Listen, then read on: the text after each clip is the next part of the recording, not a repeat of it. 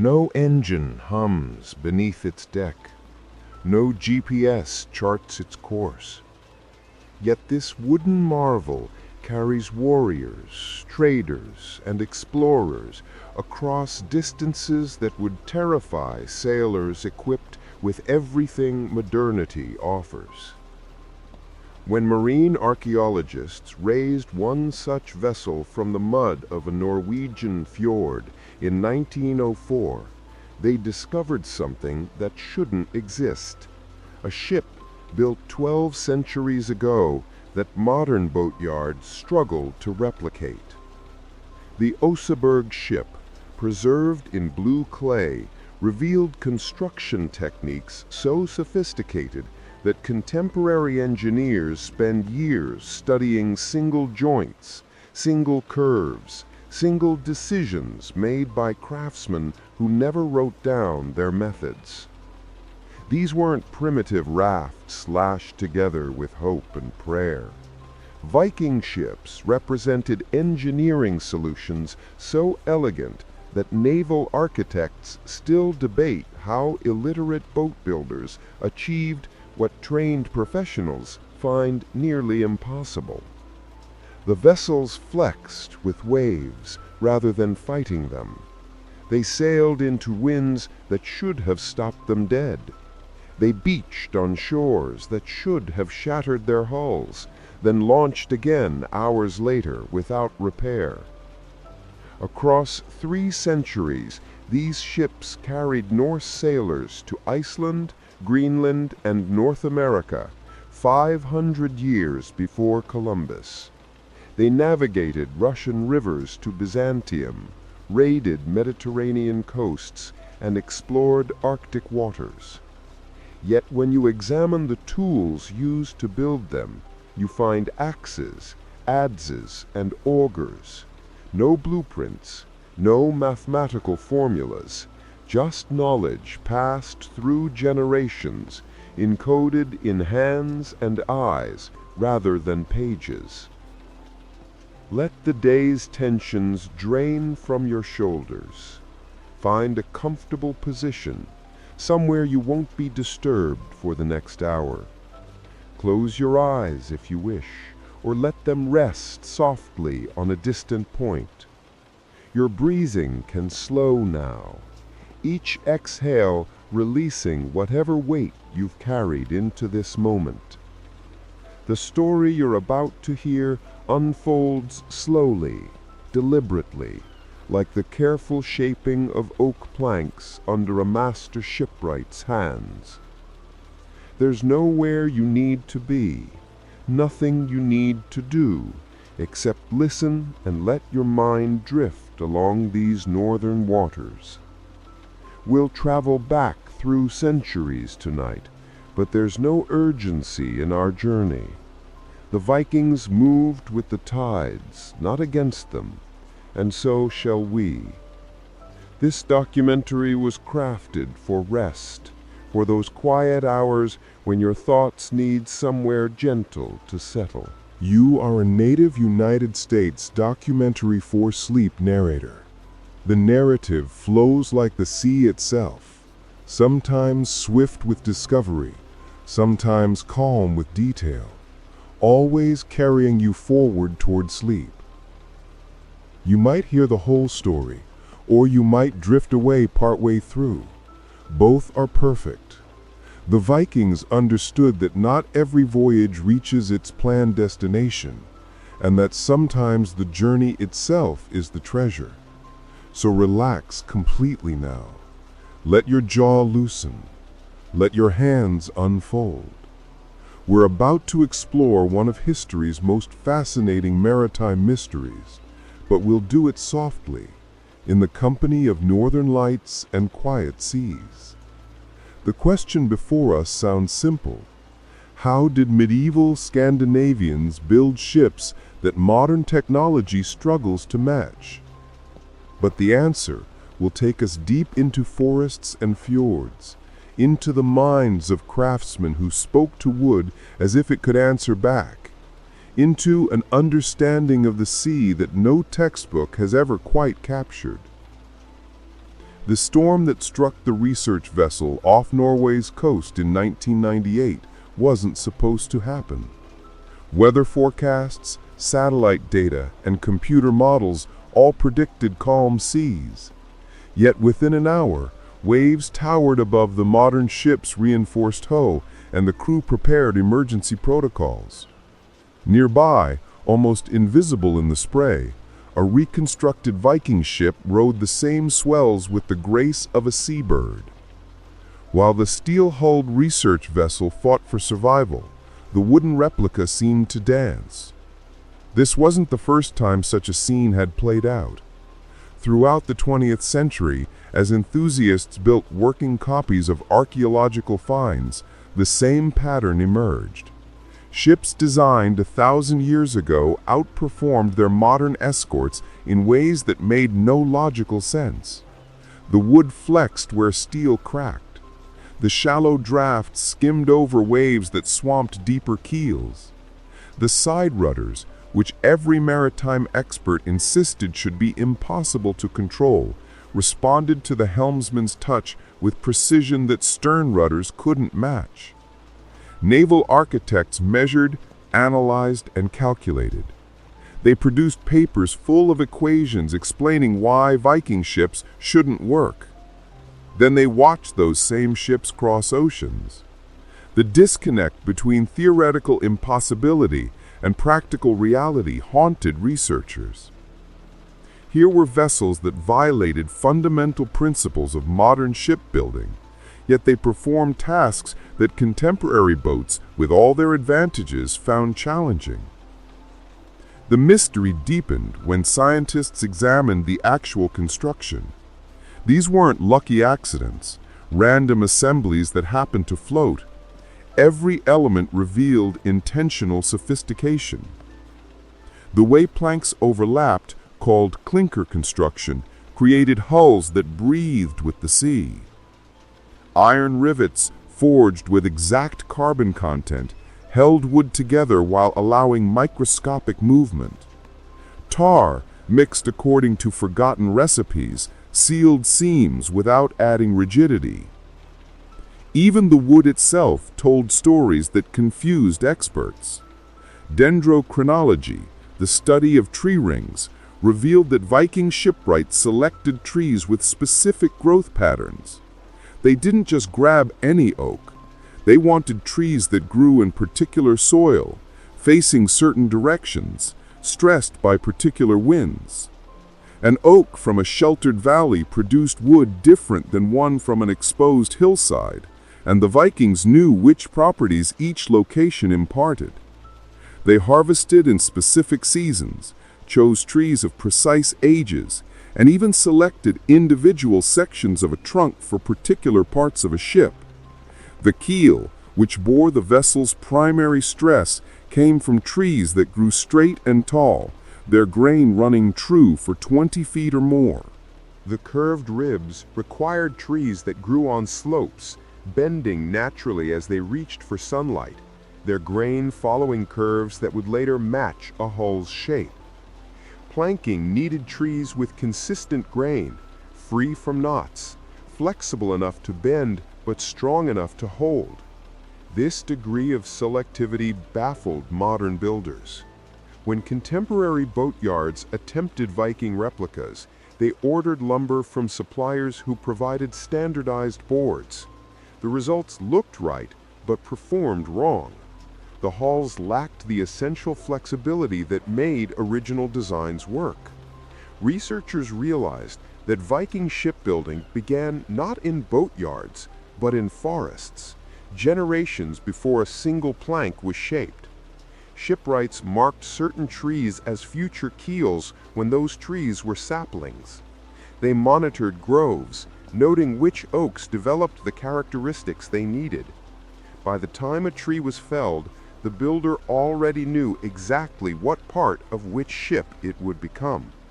This required knowledge spanning decades, passed from master to apprentice in an unbroken chain. But knowledge of wood was only the beginning. Viking tools seemed almost comically simple compared to modern equipment. Yet in skilled hands, These basic implements achieved precision that power tools struggle to match. An experienced Viking shipwright could shape a plank with an axe, producing surfaces smoother than most sanding achieves. The axe didn't tear wood fibers, it sliced them cleanly, following the grain with subtle adjustments that preserved the wood's natural strength. Modern experiments proved that axe-shaped planks actually outperformed saw-cut boards in flexibility and water resistance. The cutting action sealed fiber ends rather than exposing them, making the wood naturally more resistant to rot. Adzes, curved blades mounted perpendicular to handles, hollowed logs into perfect curves for hull ribs. A master could work for hours, removing wood in thin slices, feeling through the tool's vibration exactly how deep each cut went. The finished pieces showed no tear-out, no splintering, just smooth curves that seemed to flow like frozen water. Augers, spiral-bladed drills operated by hand, created holes for rivets and lashings. These weren't simply drilled openings, they were placed with mathematical precision that distributed stress across the hull. When modern engineers analyzed rivet patterns using computer stress analysis software, they discovered that Vikings had positioned each fastener at points of optimal load distribution. Without computers, without written calculations, using only experience and intuition, medieval craftsmen achieved what now requires sophisticated software to replicate. The question of how they developed such precision haunted researchers. One theory suggested generations of trial and error, each failure teaching lessons that accumulated over centuries. But this explanation fell short when archaeologists examined the oldest known examples of clinker construction. Even the earliest ships showed remarkable sophistication. There wasn't a long progression from crude to refined. The first Viking ships that historians could study were already masterworks. This suggested knowledge inherited from even older traditions, perhaps stretching back to migrations and cultures that left no written records. As the research vessel finally limped into harbor that storm-tossed night in 1998, its crew watched the Viking replica sail past with casual ease. Modern materials, contemporary engineering, and advanced technology had been humbled by a design created when most of Europe couldn't read. The scientists aboard realized they weren't just studying ancient boats. They were confronting a different way of understanding the physical world, one that didn't rely on mathematics and blueprints, but on something harder to quantify. A deep, multi-generational dialogue between humans and the natural materials they shaped. This realization opened new questions, ones that would take decades to even partially answer. But one thing became clear that night. Viking ships weren't primitive versions of modern vessels. They represented a parallel evolution of maritime technology, one that in some ways surpassed anything that came after. The journey to understand how illiterate craftsmen achieved such sophistication would require researchers to set aside assumptions about progress, about the superiority of written knowledge over experiential wisdom, about the relationship between theoretical understanding and practical mastery. In the Norwegian forests, where Viking shipwrights once selected trees, scientists began to see not just timber, but a library written in grain and growth rings, waiting for those who knew its language. And in workshops where modern builders attempted to recreate ancient methods, the sound of axes biting into oak carried echoes of knowledge that writing had never quite captured, that perhaps writing couldn't capture, because some understanding lives only in the doing, in the feel of wood under blade, in the subtle judgment that separates adequate from exceptional. The Vikings, it turned out, weren't just skilled sailors. They were the inheritors of an intellectual tradition as sophisticated as any that produced written texts, one encoded in ships that still, after 1,200 years, confuse those who thought progress moved in only one direction. The forest stood silent under morning mist, sunlight filtering through oak leaves in scattered shafts. To an untrained eye, it looked like any other woodland, trees growing in their patient centuries, roots spreading through dark earth, branches reaching toward sky. But to the man walking among these giants, the forest spoke volumes. He moved slowly, hand trailing across bark, eyes reading patterns invisible to others. This oak leaned slightly south, its trunk thickening on the north side where it braced against prevailing winds. That one grew straight and true, having claimed a favorable position young and defended it through decades. A third showed scars where branches had broken away, the wood healing around wounds, grain twisting as the tree compensated for injury. The man, let's call him Bjorn, though his actual name is lost to history, was a shipwright in 10th century Norway. But that title captures only part of his role. He was a reader of wood, an interpreter of forest language, a keeper of knowledge that began with seeds and ended with ships. His father had been a shipwright, as had his father's father, stretching back through generations that disappeared into legend. Each had walked these same groves, touched these same oaks, or rather their ancestors, since many trees here were younger than Bjorn himself. The knowledge he carried wasn't written anywhere. Scandinavia in the 10th century had runes used for markers and memorials, but not for technical manuals. Everything Bjorn knew lived in memory, reinforced through practice, refined through mistakes, passed forward through demonstration rather than documentation. He stopped beside an oak that had caught his attention on previous visits. The tree was perhaps 80 years old, with a straight trunk that rose 30 feet before the first branches diverged. He'd been watching this tree for a decade, noting how it grew, checking its health each season. In another 10 years, perhaps 15, it would be ready. The timing mattered immensely. Trees harvested too young lacked the tight grain that gave planks strength. Trees taken too old had begun the slow process of heart rot, their centers weakening even while their outer rings remained healthy. The window of perfection lasted perhaps 20 years in an oak's century-long life. Miss it, and the tree became useful only for firewood. Bjorn carried no calendar, no written schedule. He simply knew, through observation layered across years, when each marked tree approached readiness. He'd learned this timing from his father, who'd learned from his father, each generation calibrating their sense against actual results. A plank that split during shaping taught lessons about harvest timing. A hull that leaked revealed wood cut from trees taken out of season. Failures, when they occurred, weren't disasters, but data points, information that refined future decisions. The education of a Viking shipwright began in childhood and never truly ended. Bjorn's earliest memories included trips to the forest with his father, learning to identify oaks by bark texture, by leaf shape, by the way branches divided. He learned that northern slopes produced denser wood, that trees growing in competition developed straighter trunks, that soil composition affected flexibility.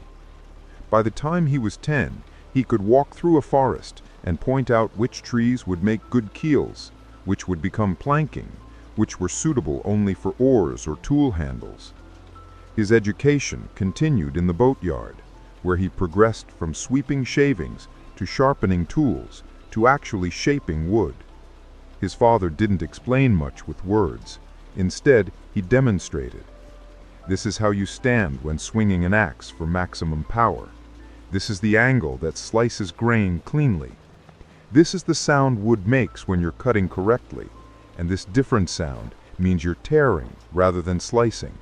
Listen, feel, watch. The learning curve was steep because mistakes were expensive.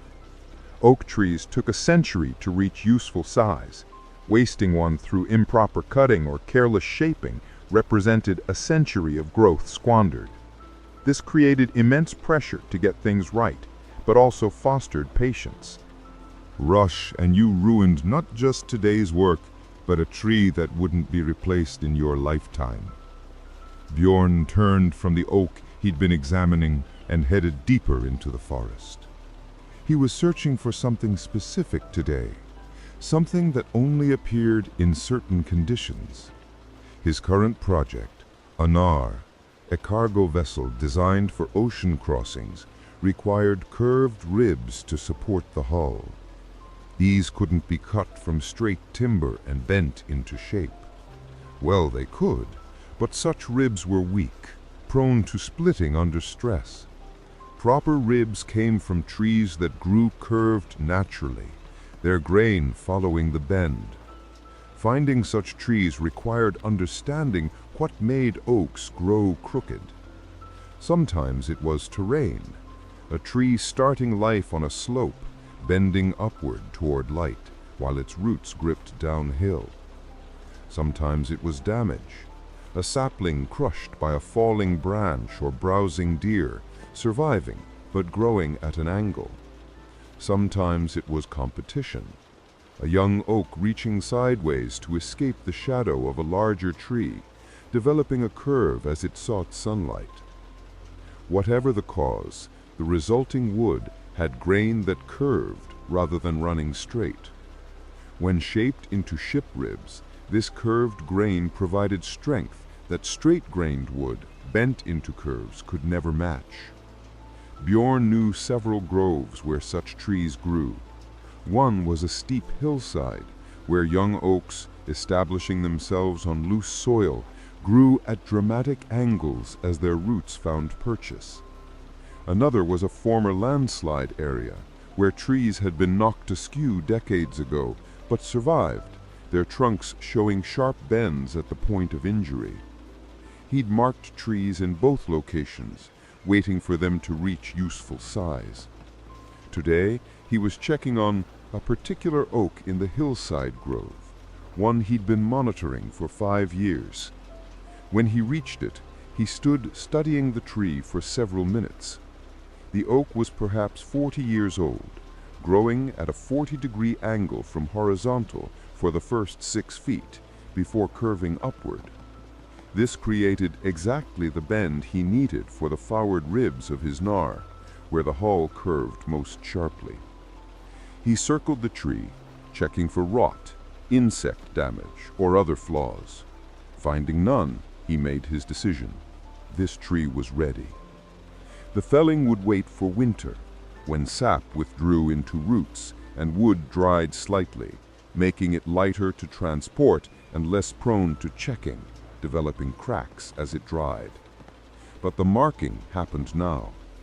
Using a knife, Bjorn carved a simple symbol into the bark, a sign that other woodsmen would recognize.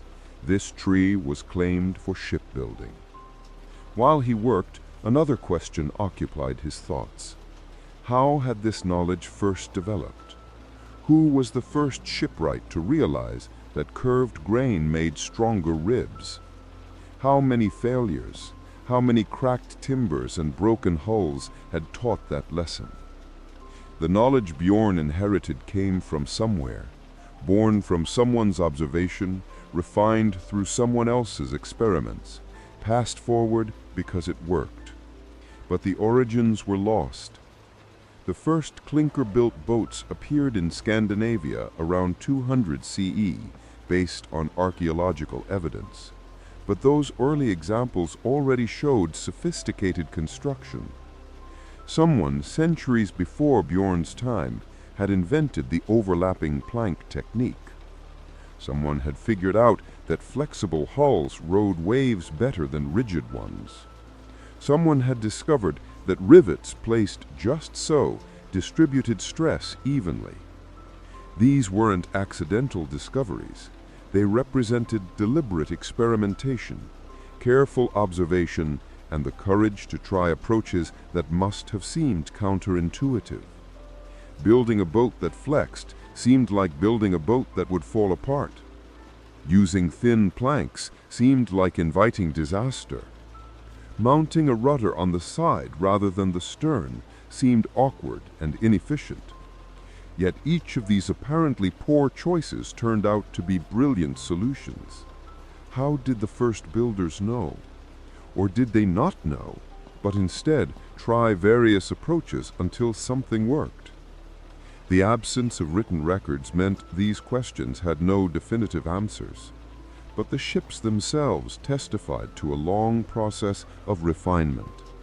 You didn't develop techniques this sophisticated in a single generation. This was accumulated wisdom, the product of countless builders across many lifetimes, each adding small improvements that future generations inherited. Bjorn's marking complete, he continued through the forest.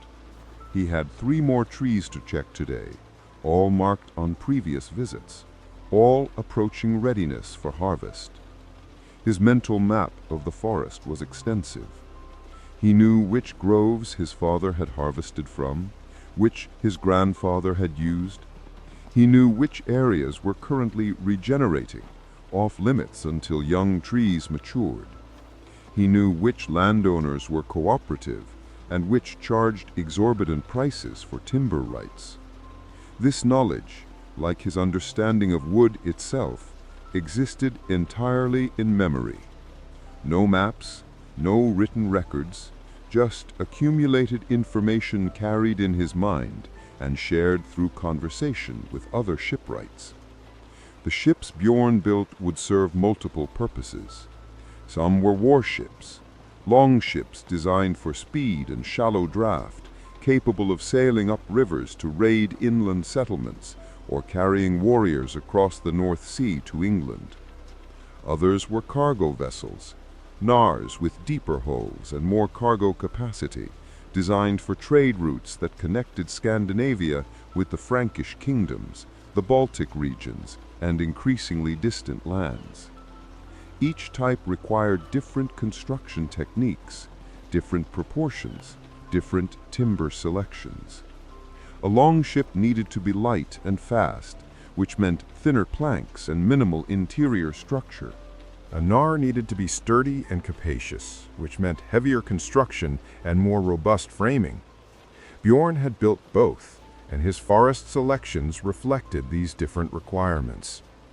For longships, he chose lighter oaks, trees that had grown quickly in favorable conditions, their wood less dense but more flexible. For knarrs, he wanted slower-growing trees from harsher environments, their wood tight-grained and strong. The ships he built would last decades if properly maintained. Some might even last a century, though that was rare. Most faced hard use, beaching on rocky shores, battling through storms, sitting in salt water that slowly worked its way into wood fibers. Eventually, planks would rot, ribs would crack, and the ship would be deemed unseaworthy. Often, parts would be salvaged and incorporated into new vessels, a form of recycling that meant the oak Bjorn selected today might serve in 3 or 4 different ships across 2 centuries before finally being discarded. As afternoon sun slanted through the trees, Bjorn completed his inspections. He'd marked 2 more trees for winter harvest, assessed another dozen for future reference, and made mental notes about several young oaks that showed promise for 20 years hence. His work today would influence ships that hadn't yet been conceived, vessels that would sail seas he'd never visit, carrying cargo and crews whose names he'd never know. This long perspective was essential to the craft. You couldn't be a shipwright if you thought only in terms of immediate needs. You had to think in decades, in generations, in the slow time of forests, where a mistake made today wouldn't be discovered until your grandchildren walked among these trees. Walking back toward his village as twilight gathered, Bjorn thought about the ship currently taking shape in his boatyard. The keel had been laid 3 months ago, a single piece of oak 25 feet long, cut from a tree his father had marked for harvest. The planking was underway, each strake, horizontal band of planks, shaped and fitted with care that bordered on obsessive. He had perhaps 6 more months of work ahead, assuming good weather and no complications. Then the ship would launch, and he'd watch it sail away, his work complete. But the forest work was never complete. Even as he finished one ship, he was planning the next, and the one after that. The trees he'd marked today wouldn't be cut for months. The ones he'd noted for future consideration wouldn't be harvested for years. This was the rhythm of his profession. 1 foot in the immediate present of planes and axes and shaping, 1 foot in the distant future of forests and growing seasons and patience. The Vikings who sailed his ships were often portrayed as impulsive raiders, striking suddenly and disappearing into ocean mist. But the civilization that produced those raiders was built on patience, on the long game, on an understanding that good things took time. You couldn't rush an oak tree. You couldn't force a ship into existence.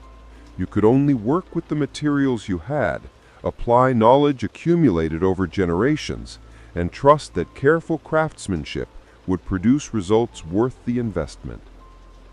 Modern researchers studying Viking shipbuilding often focus on the construction techniques, the riveting, the shaping, the assembly.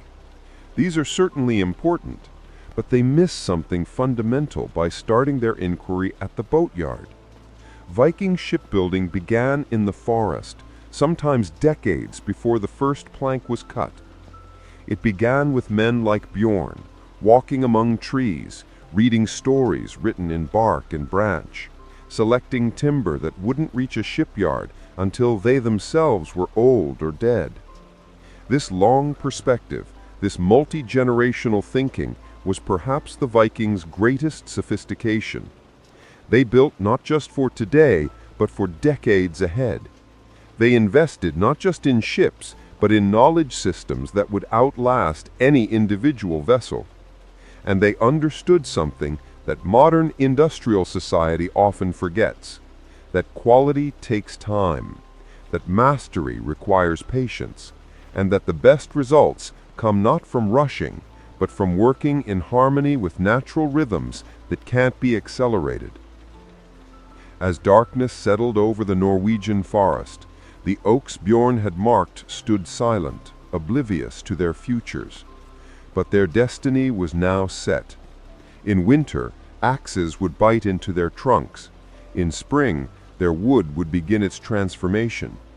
By next summer, pieces of these trees would form parts of a ship, carrying that ship's strength and flexibility, contributing to a vessel that would confound modern engineers 1,000 years later, making them wonder how medieval craftsmen achieved such sophistication. The answer was standing all around, written in living wood, waiting for those who knew how to read it. The boatyard sat beside a Norwegian fjord, positioned where fresh water from a stream met salt water from the sea. This location wasn't accidental. Ships needed fresh water for initial construction. Salt water accelerated iron corrosion and could stain oak, but required sea access for launching. The yard itself was simple, a cleared area large enough for a ship to take shape, several storage sheds for tools and timber, and a covered workspace for tasks requiring protection from rain. No elaborate facilities, no permanent structures beyond the sheds, just space, tools, and craftsmen. Bjorn stood at the center of this space, studying the keel that lay before him. 25 feet of oak, hewn from a tree that had grown for 90 years before his father marked it for harvest. The timber had been cut last winter, allowed to season through spring and summer, and shaped over the past 3 months. Now it lay ready, a single piece of wood that would form the ship's spine, the foundation upon which everything else depended. The keel's shape was deceptively simple, a long, straight timber with a slight upward curve at each end, like a very gentle smile. But achieving this shape had required enormous skill. The oak trunk from which it came had been split, not sawn. Splitting followed the grain, preserving the wood's natural strength. Sawing cut across grain, severing fibers and creating weak points.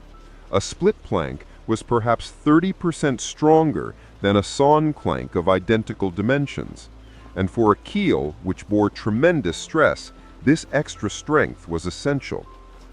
The splitting process began with careful examination of the felled tree.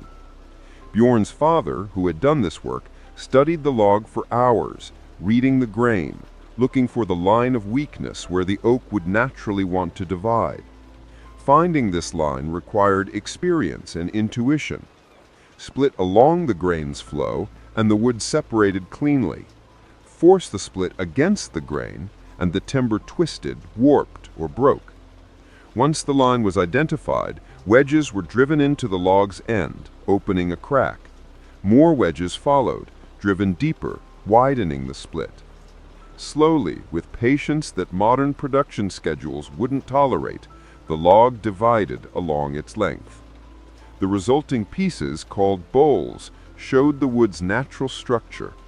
Grain ran true from end to end, uninterrupted by saw marks. The surfaces were rough, requiring smoothing, but the internal integrity remained intact. From one of these bowls, Bjorn's father had shaped the keel, using axes and adzes to remove excess wood, to create the gentle curves at each end, to achieve the exact dimensions that experience said were correct. No written specifications existed. Bjorn's father worked from memory, from examples he'd seen, from feedback his hands and eyes provided. When the shape satisfied him, when it looked and felt right, the work was done. Now it was Bjorn's turn to build upon this foundation. The next step was attaching the stems, upward curving pieces at bow and stern that would extend the keel's line upward, creating the characteristic curved profile of a Viking ship. These stems were crucial. They had to be strong enough to withstand waves crashing over the bow, flexible enough to absorb impacts when the ship beached, and perfectly aligned with the keel to ensure the hull's lines flowed smoothly. Bjorn had selected oak for the stems from the hillside grove, from trees that grew with natural curves. The pieces had been shaped over the past weeks, carved to match the keel's dimensions where they joined, sweeping up in elegant arcs that would eventually rise 15 feet above the keel. Attaching them required precision that defied the crude tools available. The joint between keel and stem, called a scarf joint, involved overlapping the two pieces and securing them with iron rivets. But the overlap had to be perfect. Any gap allowed water intrusion. Any misalignment created weak points. Bjorn marked the keel with a knife, indicating exactly where the stem would sit. He'd made this mark yesterday, checked it this morning, and would check it again now before cutting. Measure 3 times, cut once, his father had said. Actually, his father hadn't said it quite that way. He'd simply demonstrated the principle through action, checking and rechecking before making irreversible cuts. Satisfied with his marking, Bjorn began removing wood from the keel's end, creating a flat surface where the stem would overlap.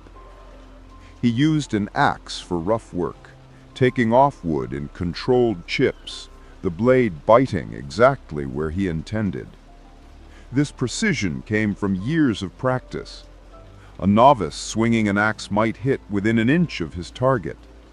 Bjorn could hit within a hair's breadth, adjusting each stroke based on how the previous one had landed, reading the wood's response, compensating for grain irregularities. After the axe came the adze, refining the surface, removing smaller amounts of wood, creating a smooth, flat plane. The adze required different skills than the axe. Where the axe relied on power and accuracy, the adze demanded finesse and control. Swung between the legs in a motion that looked recklessly dangerous, the adze could remove paper-thin shavings or substantial chunks, depending on angle and force. Bjorn worked steadily, pausing frequently to check his progress, to run his hand over the wood, feeling for irregularities that his eyes might miss. When the surface satisfied him, flat, smooth, precisely aligned with his marks, he set down the adze and lifted the stem piece. This was where theoretical knowledge ended and practical skill took over. The stem had to fit against the keel perfectly. No gaps, no misalignment, no place where water could seep through. Bjorn positioned the stem, pressed it into place, and checked the fit. Close, but not perfect. A slight gap showed along one edge, perhaps the width of a knife blade. Unacceptable. He removed the stem and examined the keel surface again. There, a slight irregularity in the wood, a place where the grain had created a small ridge.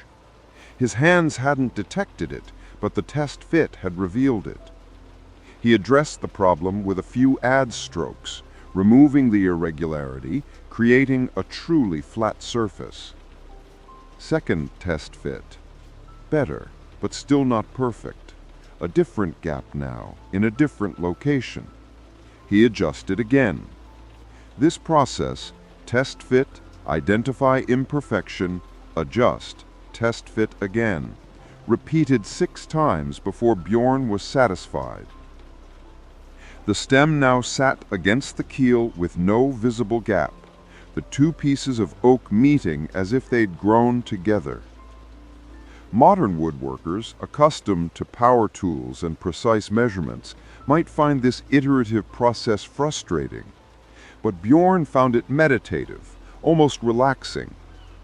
Each test fit provided information. Each adjustment brought him closer to perfection. Rush the process and you got inferior results. Embrace the process and you created joints that would hold for decades. With the fit perfected, he marked the rivet locations. These holes would secure the stem to the keel, but their placement mattered enormously. Too close together and they weakened the wood. Too far apart and they didn't distribute stress properly. Too close to the wood's edge and the rivets might blow out under load. Too far from the edge and they didn't effectively clamp the joint. Bjorn's marks reflected generations of accumulated knowledge. He placed each rivet location at distances that felt right, that matched patterns he'd seen in successful ships, that experience said would work. No mathematics guided these decisions, no written formulas, just practiced judgment, the same judgment that had guided his father and his father's father. Drilling the rivet holes required yet another tool, an auger, a spiral-bladed drill operated by hand.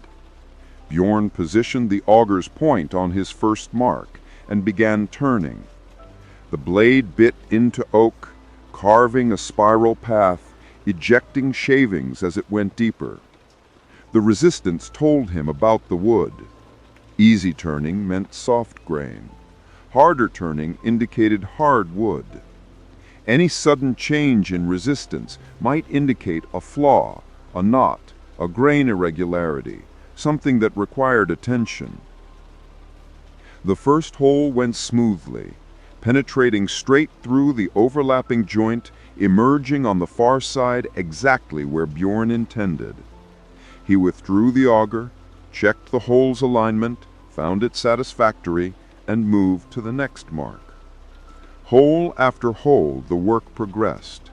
Each took perhaps 5 minutes of steady turning, and he needed 8 holes to secure the joint properly. When the drilling was complete, he moved to the next phase, creating and installing the rivets. Viking rivets weren't simple iron nails. They were sophisticated fasteners that clamped wood together while allowing microscopic movement, providing the flexibility that made Viking hulls so effective. Creating them required blacksmithing skills that complemented the woodworking. Bjorn walked to the forge area at the edge of the boatyard. The forge itself was simple: a stone hearth, a bellows, an anvil, and tools. Here, iron was heated to orange-hot temperatures and shaped into the components the ship required. Today, that meant rivets. The iron had been smelted from bog ore, iron deposits that formed in Scandinavian wetlands. This iron wasn't pure. It contained varying carbon levels and impurities, but skilled smiths could work it into useful forms. For rivets, Bjorn needed iron rods about 6 inches long and a 1/4 inch thick. He heated an iron bar in the forge, pumping the bellows to raise the temperature, watching the metal color change from red to orange to yellow. When it reached the right temperature, something he judged by color and behavior rather than any measurement, he removed it and placed it on the anvil.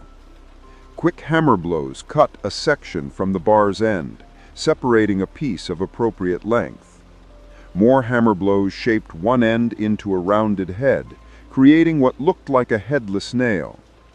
He plunged the rivet into water, quenching it, and then set it aside, and began the next one. 8 rivets took perhaps 40 minutes to create.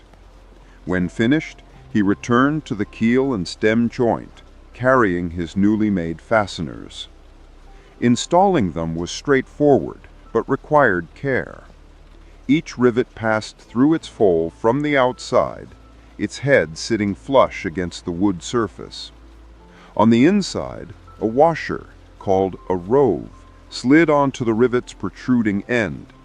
Then, using a heavy hammer and a backing iron held against the rivet head, Bjorn mushroomed the protruding end, spreading it against the rove, clamping the joint tight. The hammering had to be firm enough to secure the rivet, but not so violent to crack the wood or over-tighten the joint. Too loose, and the joint would leak or work apart under stress. Too tight, and the wood couldn't flex, couldn't respond to the sea's movement, losing the very quality that made Viking ships so superior. Finding the right balance came from experience, from the feel of the hammer blows, from watching how the wood responded to each strike. When all 8 rivets were installed, the stem was secured to the keel. Bjorn tested the joint, trying to flex the 2 pieces relative to each other. They moved, but only microscopically. The joint was solid, yet not rigid, exactly what was needed. He repeated the entire process at the ship's other end, attaching the stern stem. By the time he finished, the sun was setting, painting the fjord in shades of gold and purple. He stood back, studying his day's work. The keel and stems formed a profile now, a suggestion of the ship's eventual shape. From the side you could see the upward sweep at bow and stern, the long, straight run amidships. It looked right, felt right, matched the proportions that successful ships displayed. Tomorrow he would begin attaching the garboard strakes, the first planks that would rise from the keel on each side, beginning the process of creating the hull. But that was tomorrow's work. Tonight, The planking would be the most visible part of the ship, the element that defined its character and appearance. Get the planking wrong, and nothing else mattered. The ship would leak, would sail poorly, would be a constant source of problems. Get it right, and the vessel would be a joy to sail, responsive and reliable. The difference between right and wrong often came down to millimeters, to subtle curves and careful fits that looked easy but required immense skill. Tomorrow that work would begin, and with it the real test of whether all his forest walking, all his timber selection, all his planning would prove justified. The wood he'd chosen months and years ago would either perform as expected or reveal flaws he'd missed. There was always uncertainty in this moment, always the possibility that despite all precautions, something would go wrong. But there was also confidence, earned through experience, that careful preparation usually produced good results. The ship was beginning to exist, moving from concept to reality, and each day would bring it closer to the moment when it would taste salt water for the first time, when it would fulfill the purpose for which it was being created. Morning arrived with fog draped across the fjord like wool, muting sounds and softening edges. Bjorn reached the boatyard as gray light strengthened, carrying with it the promise of a clear day once the fog burned off. Today marked a significant transition, the shift from foundation work to hull construction. The keel and stems were complete. Now came the planking, the overlapping boards that would create the ship's characteristic shell. He'd spent yesterday evening reviewing his timber stocks, selecting the planks that would become the first strakes. These garboard strakes, the planks that attach directly to the keel on each side, were perhaps the most critical in the entire hull. They had to transition from the keel's flat upper surface to the beginning of the hull's curve, had to be strong enough to support all the planking above them, had to be shaped precisely to ensure proper waterline characteristics. The planks he'd chosen were oak, split from the same tree that had provided the keel, ensuring grain consistency and compatible movement characteristics. Each plank was about 16 feet long, 10 inches wide, and barely an inch thick. To anyone unfamiliar with Viking construction, these dimensions would seem alarmingly fragile. An inch-thick plank supporting an entire hull? Modern boats use planking 2 or 3 times that thickness. But therein lay one of the Viking innovations that confused contemporary engineers. Thin planking, when properly installed in the clinker style, proved stronger and more flexible than thicker boards. The overlapping joints distributed stress across multiple connection points, and the thinness allowed the hull to flex with waves rather than fighting them. Thicker planking would have created a rigid hull that cracked under stress. Thin planking created a resilient hull that absorbed punishment and kept sailing. The first task was shaping the garboard strakes to match the keel's curve and begin the hull's outward sweep. Bjorn clamped the first plank along the keel, securing it temporarily to check the fit. The plank's natural straightness fought against the curves required, creating gaps where wood didn't meet wood. This was expected. Raw planks were straight, ships were curved. The art lay in convincing straight planks to become curved without breaking them. He marked the plank where adjustments were needed, then removed it and began the shaping process. For subtle curves, he could simply plane away excess wood, removing material from one side to create the bend. For more dramatic curves, he needed to steam the wood, heating it until moisture in the fibers made them pliable, then clamping the plank into the desired shape and letting it cool. Steaming required equipment, a long wooden trough that could hold a plank, a fire to heat water, and patience to let the process work. Bjorn had steamed planks hundreds of times, but it never became routine. Each piece of wood responded differently. Some bent easily, others fought every increment of curve. Occasionally, planks cracked during steaming, the wood's internal structure unable to tolerate the stress despite the heat. When that happened, the plank was discarded and another selected, the failure representing weeks of wasted work, but preventing worse problems if the flawed plank had been installed. Today's planks steamed successfully. After an hour of exposure to moisture and heat, they emerged pliable enough to be clamped into curves that matched the hull's required shape. Secured in position, they would cool and dry over the next day, retaining the curves imposed on them. While they cooled, Bjorn worked on other aspects of the construction. The hull would need ribs, curved frames that ran from one side to the other, supporting the planking and maintaining the hull's shape. These ribs weren't installed yet. They'd be added after several strakes were in place, but preparing them now would save time later. The ribs came from the naturally curved trees he'd selected in the hillside grove, trees whose grain followed the bends required. He'd shaped them weeks ago during wet weather when outdoor work was impossible, using those days to prepare components that would be needed once construction progressed. Now they waited in the storage shed, each one labeled with marks indicating where in the hull it would eventually sit.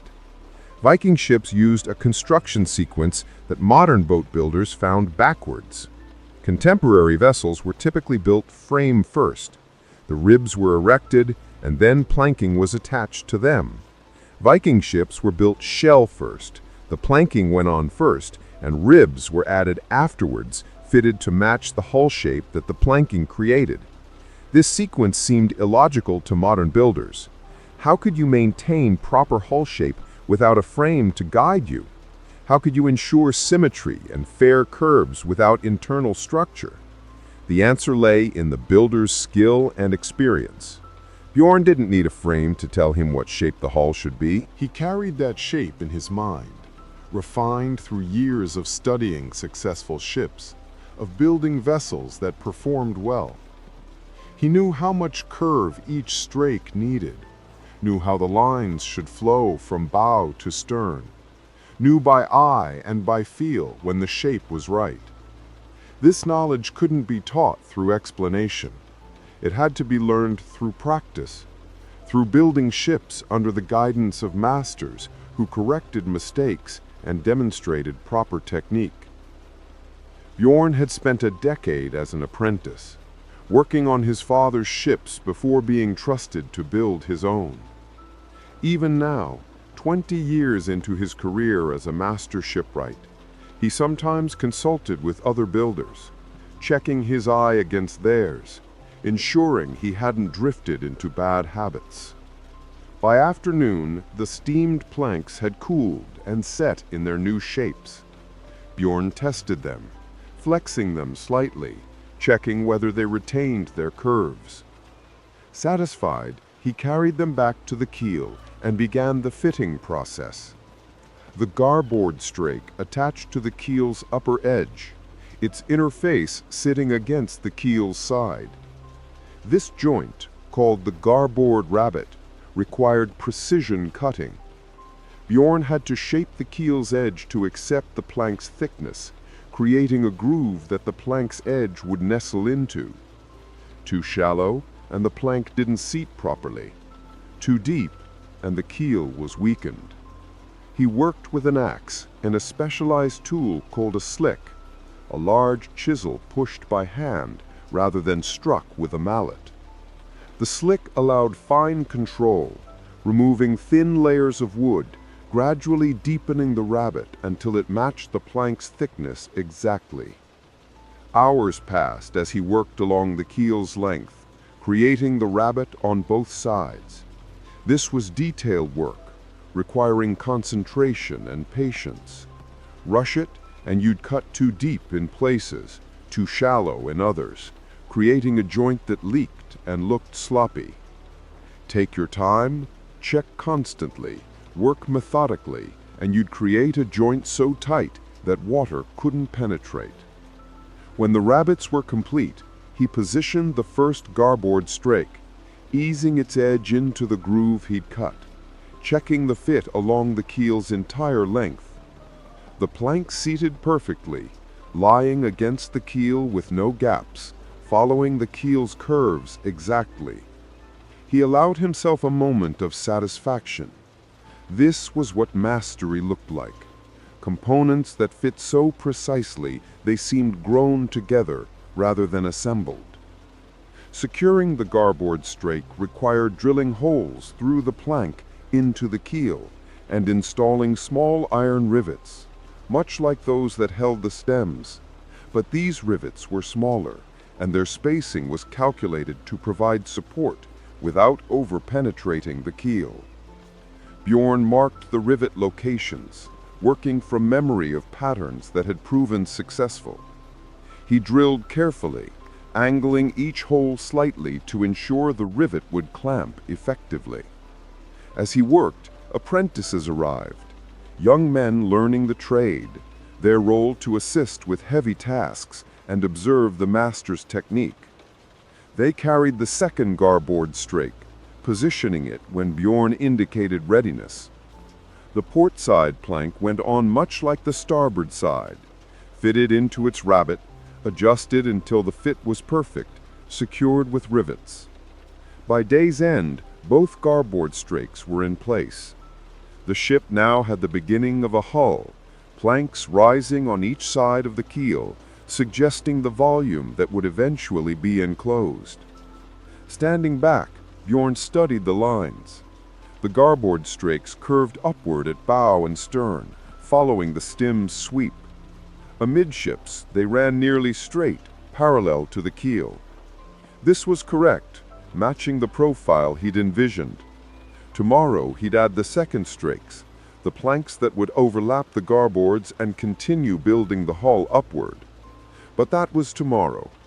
Tonight, as he secured the boatyard and headed home, he felt the satisfaction that came from a day of solid progress, of work done properly, of a ship beginning to take shape under his hands. The fog had long since burned off, leaving a clear evening with stars emerging in the darkening sky. Somewhere out on the fjord, a ship sailed past, its silhouette visible against the last light.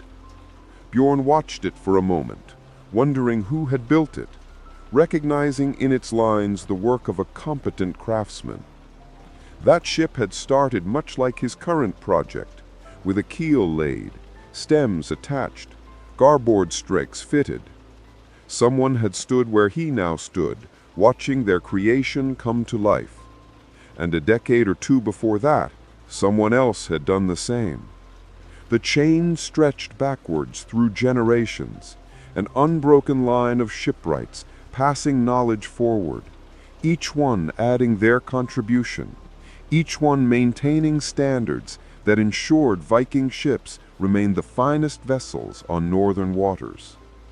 The work of building a ship was long and demanding, but it was work that connected him to this tradition, that made him part of something larger than himself. When his ship eventually sailed, it would carry not just cargo or warriors, but the accumulated expertise of countless craftsmen who'd faced the same challenges, solved the same problems, refined the same techniques. Modern engineers could study these ships, measure every dimension, analyze every joint, and still miss the essential element that made them work. The ships weren't just assemblies of wood and iron. They were physical embodiments of knowledge, each curve and joint representing decisions informed by centuries of experience, each detail reflecting understanding that couldn't be captured in blueprints because it lived in hands and eyes and judgment rather than documents. As Bjorn walked home, the stars brightening overhead, he was content. Tomorrow would bring new challenges, new problems to solve, new opportunities to apply his craft. But tonight the ship was progressing well, and that was enough. The planking would continue for weeks, each strake building on the previous one, the hull gradually taking shape. Eventually, ribs would be added, giving internal structure. Then the deck beams, the rowing positions, the mast step. Finally, the ship would be complete, ready for launching, ready to prove whether all this work had produced a vessel worthy of the Viking name. But success wasn't guaranteed by effort alone. It required skill, judgment, and the ability to read wood and water with an understanding that went beyond theoretical knowledge. These were the qualities Bjorn brought to his work, the qualities that would determine whether his ship joined the ranks of legendary vessels or became a footnote of mediocrity. Tomorrow the planking would continue, and with each strake, the answer would come closer. Each strake overlapped the one below by about an inch, creating horizontal shadow lines that ran the length of the hull. These overlaps weren't just aesthetic, they were the core of what made Viking ships work. At each overlap, rivets passed through both planks, clamping them together. But the rivets didn't pull the planks tight against each other. a small gap remained, filled with tarred wool or animal hair. This caulking sealed against water while allowing microscopic movement between planks. When waves struck the hull, the planking could flex slightly, each strake moving independently while remaining connected to its neighbors. This flexibility distributed stress across the entire structure rather than concentrating it at specific points. A rigid hull subjected to wave impact would develop cracks at stress points. A flexible hull absorbed the impact, moved with it, and returned to shape undamaged. Modern engineers, analyzing Viking ships with computer models, initially predicted that the flexible hulls would be unstable, that they'd twist and deform under load. Then they built full-scale replicas and tested them at sea. The predictions were wrong. The flexible hulls proved remarkably stable, maintaining their shape even in heavy seas, the flexibility actually preventing deformation rather than causing it. This was counterintuitive, contradicting assumptions about how structures should behave. But the Vikings hadn't built according to assumptions. They'd built according to what worked, and what worked was flexibility. Bjorn understood this not through analysis, but through observation. He'd sailed on ships his father built, experienced how they handled, felt how they responded to seas. That experience informed every decision he made. When fitting a strake, he didn't calculate how much overlap to use. He simply made it the way successful ships showed it should be made. When spacing rivets, he didn't compute stress distributions. He placed them where experience said they belonged.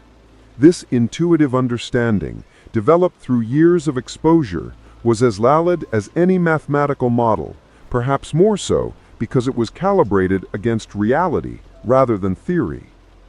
The planking process had its own challenges that varied, depending on where in the hull you were working. The garboard strakes, close to the keel, were relatively straight. As construction moved upward, the strakes had to curve more dramatically, following the hull's increasingly pronounced shape. The strakes near the waterline, where the hull was widest, required the most aggressive curves. Getting planks to assume these curves without breaking them required careful steaming and patient shaping. Bjorn spent hours preparing each strake, heating the wood, bending it gradually, sometimes having to steam the same plank multiple times to achieve the necessary curve. Occasionally, despite all precautions, a plank would crack during bending, the wood's fibers rupturing under stress. When this happened, there was no repair. The plank was discarded and a new one selected. This seemed wasteful to outsiders, but Bjorn knew that any plank weak enough to crack during shaping would definitely fail during use, probably at the worst possible moment.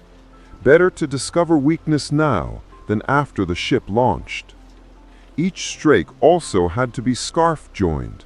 Multiple planks had to be connected end to end to achieve the length required. A 16-foot hull might require only one plank per strake, but Bjorn's knarr was 25 feet long. Each strake needed at least 2 planks joined together, sometimes 3.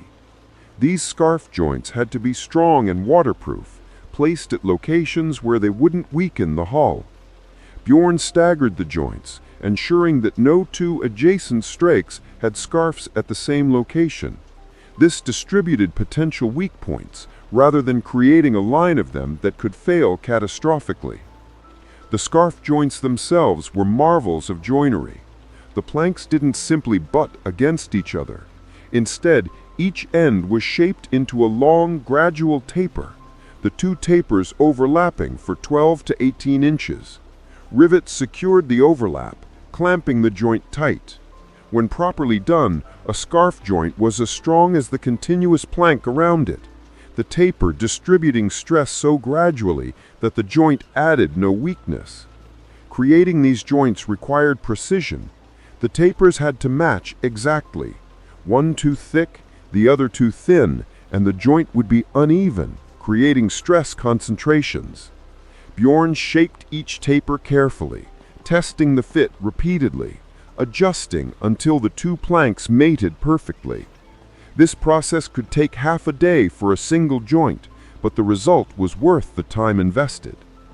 As the hull grew, it began to display the characteristic Viking ship profile that made these vessels so distinctive. The bow swept upward in an elegant curve, the strakes following this curve, each one bending more sharply than the one below. This created a sharp entry angle that cut through waves rather than pushing them aside.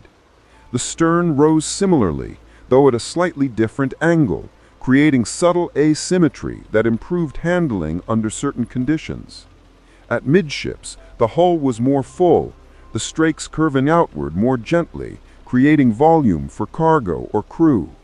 This section of the ship was the widest, the point where the knarr would carry most of its load. The transitions from the sharp bow to the full midsection and back to the narrower stern were gradual, the curves flowing smoothly, creating lines that were not just functional, but beautiful. Bjorn didn't think in terms of beauty. He thought in terms of correct proportions, proper curves, shapes that worked. But the result was beautiful nonetheless, the kind of beauty that comes from perfect fitness to purpose, from form following function so exactly that no line is wasted, no curve is arbitrary. Standing back to study his work during brief breaks, he saw the ship's personality emerging. Every ship had character, a quality that went beyond mere specifications. Some ships were steady and reliable, others were fast but temperamental, still others were forgiving to novice crews. These characteristics emerged from countless small details: the exact curve of the bow, the relationship between length and beam, the way weight would distribute when loaded. Bjorn couldn't explain what made one ship feel different from another, but he knew it happened, could see it developing as construction progressed. His current project was shaping up as a solid, dependable vessel, the kind that wouldn't set speed records, but would get you where you were going through whatever weather intervened. This matched the client's needs, a merchant who wanted a cargo carrier, not a racing yacht. Speed was nice, but reliability and cargo capacity mattered more for trade routes. The merchant visited occasionally, checking progress, offering opinions that Bjorn listened to politely before doing exactly what he knew was correct. This was the perpetual negotiation between builder and buyer.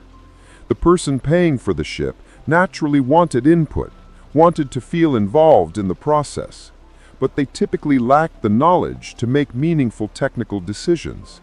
Bjorn's job was to accept their input graciously while ensuring that the ship was built properly, which sometimes meant ignoring suggestions that would compromise the vessel's performance. Most clients eventually came to trust the builder's judgment, recognizing that their own ideas, while well-intentioned, weren't informed by the experience necessary to make good decisions. The merchant paying for this knarr had reached that point, his recent visits consisting mostly of admiring the work and asking when the ship would be complete, rather than suggesting changes. Another 3 weeks and the planking would be done. Then would come the ribs, inserted into the hull and secured to the planking from the inside. These ribs would provide structural support, helping the hull maintain its shape under load, but they weren't load-bearing in the way modern ship frames were. The planking carried most of the stress.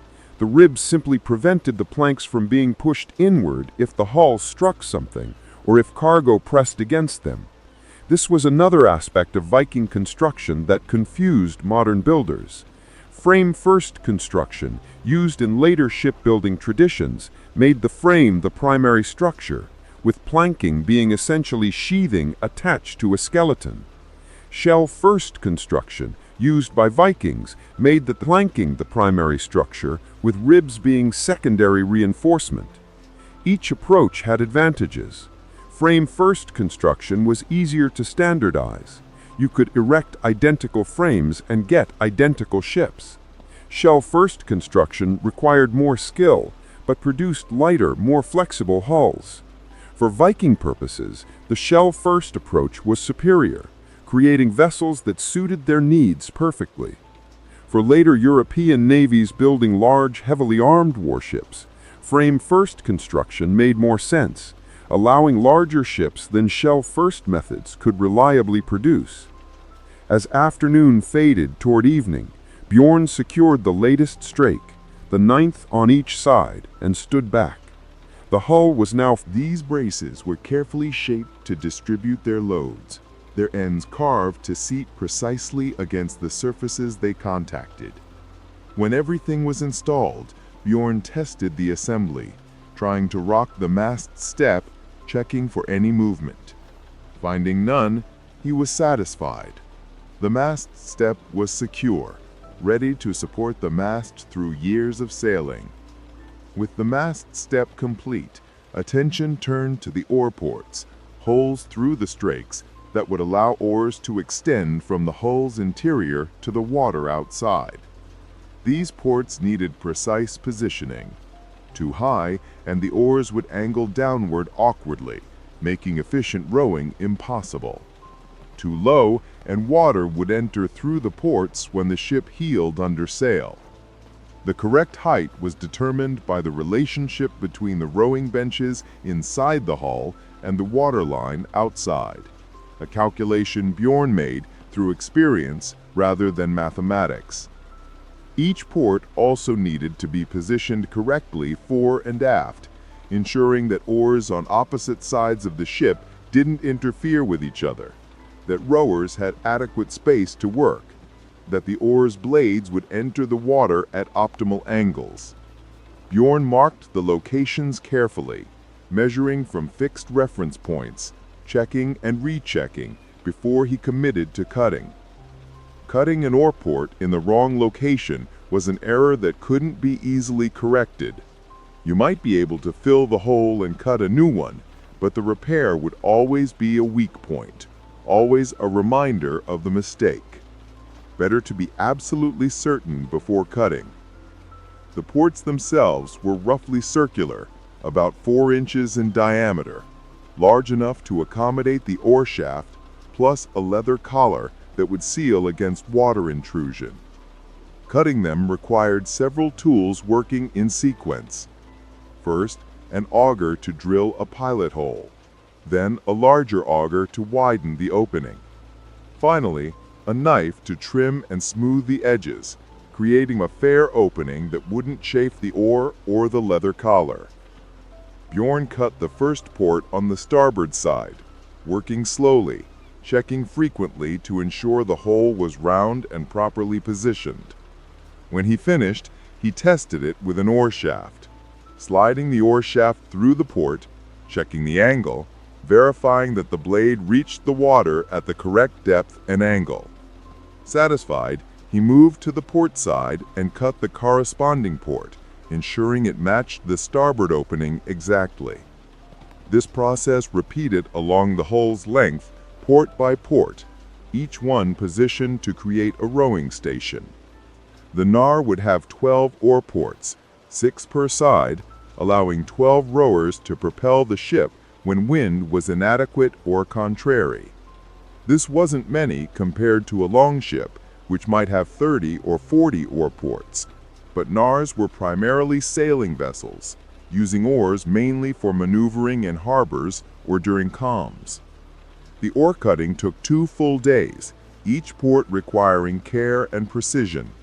By the time the last port was complete, Bjorn had developed a rhythm, his movements efficient, his judgments quick but accurate. The hull now showed the characteristic row of openings that marked it as a working vessel, a ship designed for practical use rather than display. With mast step and oar ports complete, only finishing work remained. The deck beams needed final installation, positioned across the hull at intervals that would support the deck planking. These beams weren't merely structural, they also served as rowing benches, providing places for the crew to sit while manning the oars. Each beam was shaped with a flat upper surface suitable for sitting, the edges rounded to prevent discomfort during long rowing sessions. Installing the deck beams was satisfying work after the precision demands of oar ports. The beams simply dropped into place, their carved ends hooking over the shear strake, gravity and geometry holding them secure. No fasteners were necessary, though later, during final fitting, Bjorn would add tree nails to prevent the beams from lifting if the ship capsized. With beams in place, the hull's interior was divided into compartments, spaces between beams that would be used for cargo storage, each compartment accessible from above once the deck was laid. The deck itself would be loose planks, not fastened down, allowing them to be removed for cargo access or for bailing if water accumulated in the bilge. This loose deck was another Viking innovation that confused modern observers. It seemed sloppy, impermanent, inferior to a fixed deck. But loose planks had advantages. They could be removed for cleaning, replaced individually if damaged, arranged to fit cargo of irregular shapes. The deck didn't need to be watertight. Water that came aboard would drain down through gaps between planks into the bilge, where it could be bailed. A fixed sealed deck would trap water above it, creating weight high in the ship where it was most destabilizing. The rudder was the final major component requiring fabrication. Viking ships used side-mounted rudders, attached to the starboard side near the stern, controlled through a tiller that extended inboard. This arrangement looked awkward compared to stern-mounted rudders used on later ships, leading many historians to assume it was primitive, a less developed technology that Vikings used because they hadn't yet invented stern rudders. But experiments with replica ships proved this assumption wrong. Side-mounted rudders, when properly designed and installed, provided excellent control, often superior to stern rudders in Viking-type hulls. The side-mounted position offered several advantages. The rudder could be raised and lowered, useful for beaching the ship. You could lift the rudder to prevent damage, then lower it again after launching. The helmsman stood or sat slightly aft of midships, where he could see both the sail and the bow, making it easy to coordinate steering with sail trim. The tiller angle provided mechanical advantage, allowing relatively small forces to move the rudder blade through water.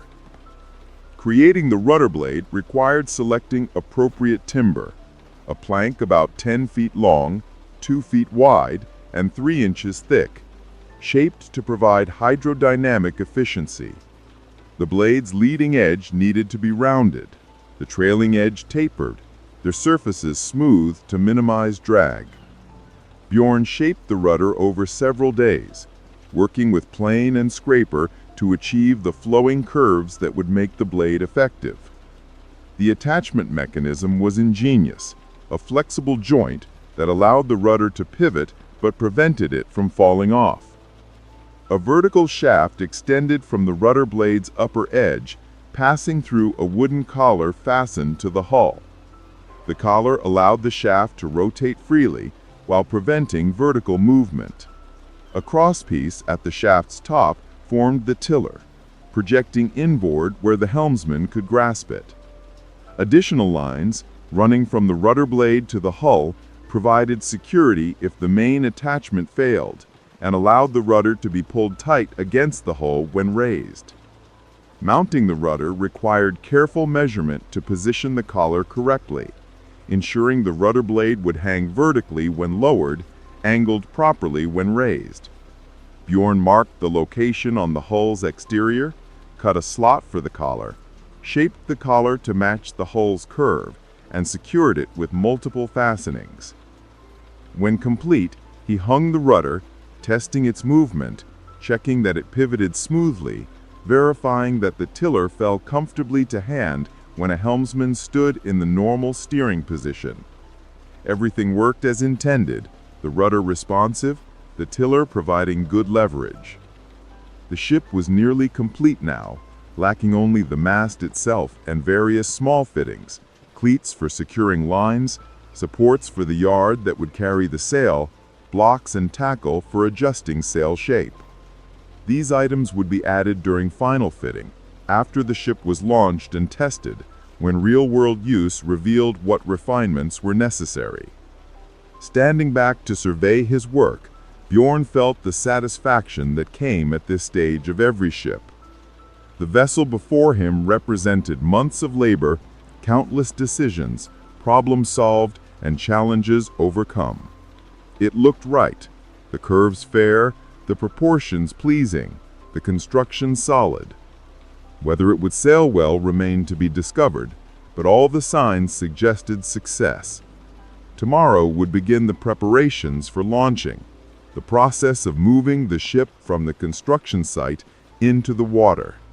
This required organization and assistance, a crew of men with timber rollers and ropes, careful coordination to prevent damage as the hull moved across land and entered its natural element. But today, the ship stood complete on land, ready for the transition that would transform it from a construction project into a sailing vessel, from potential into reality.